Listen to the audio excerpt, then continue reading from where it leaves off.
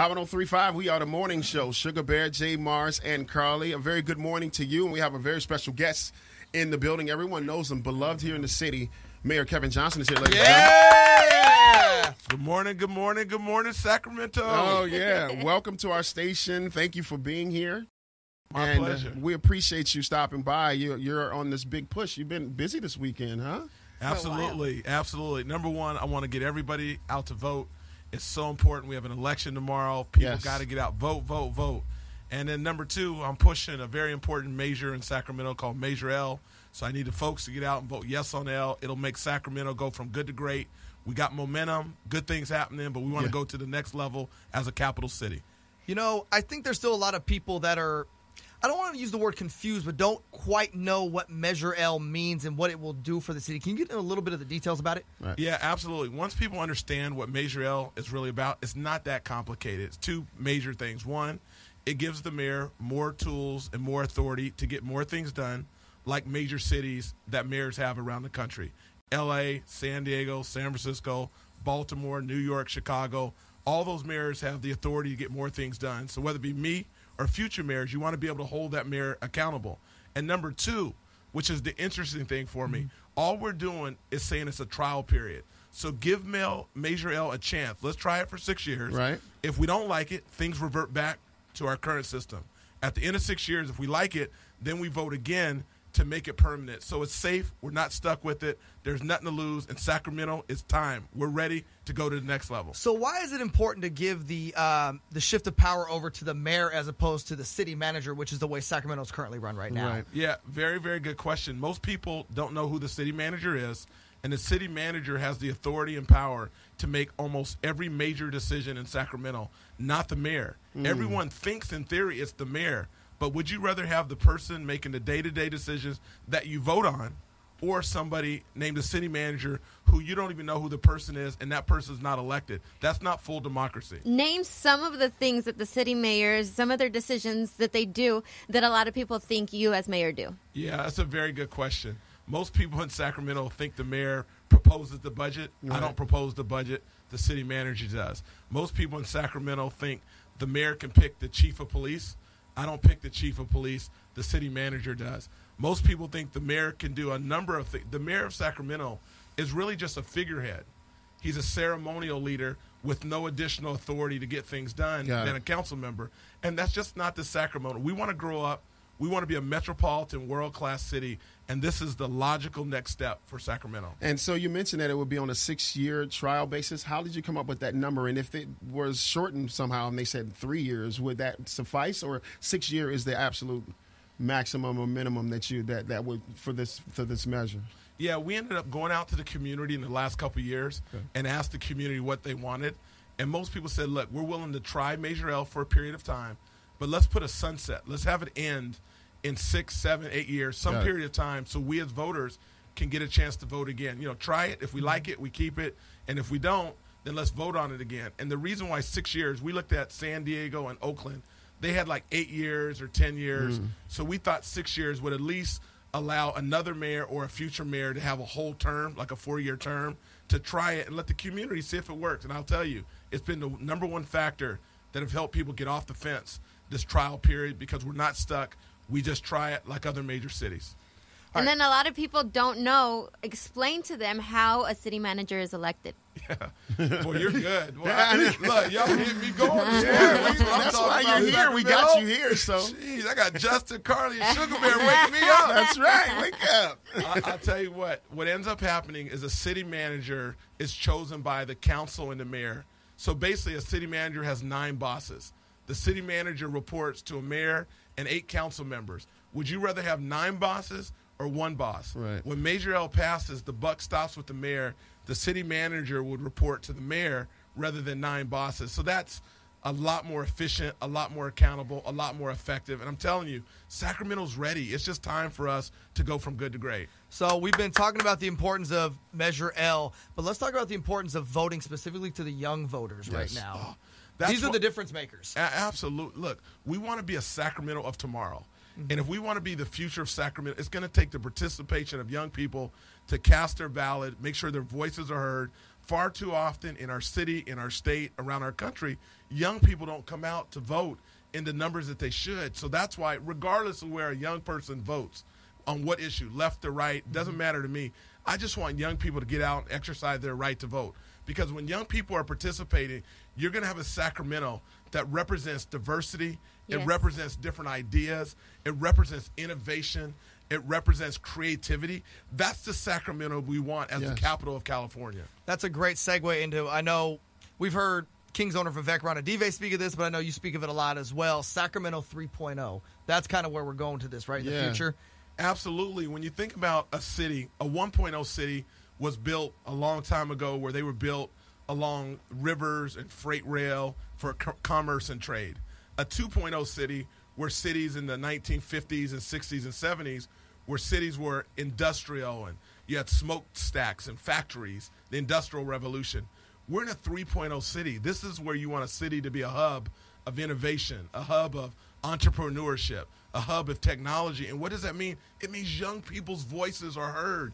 Whether you're 18 or 19 or 20, we want you to participate. I need to hear from you as a mayor. If we're going to make Sacramento a cool city, a 3.0 city, the young voice needs to be at the table telling us what you need to have this city be a city you want to stay in, you want to raise a family in, that you want to raise the next generation in. I'm proud. I love Sacramento, and it's an honor for me to be a mayor. Young voices, we need you out there. We need to hear from you. Especially since there's so many people out there, and I know a lot of people listening right now in Sacramento that don't take tomorrow's election serious. Right. You know, they just kind of like, it's optional, it's not important, but they don't realize what decisions can be made tomorrow will affect us later. You know, my grandfather used to tell me, you can't sit on the sidelines and complain. Yes. Yep. We as a community have a chance to weigh in, have a seat at the table, and make our voices heard. It doesn't mean every time you vote for an issue or a person that it works out perfectly, but at least you're being counted. And that's what we want. That's what this country is all about. And if you think of all of us in here, our ancestors, people before us, we're standing on their shoulders because they fought for the right for us to vote, to participate in this democratic process. So to the young people, please vote, vote, vote.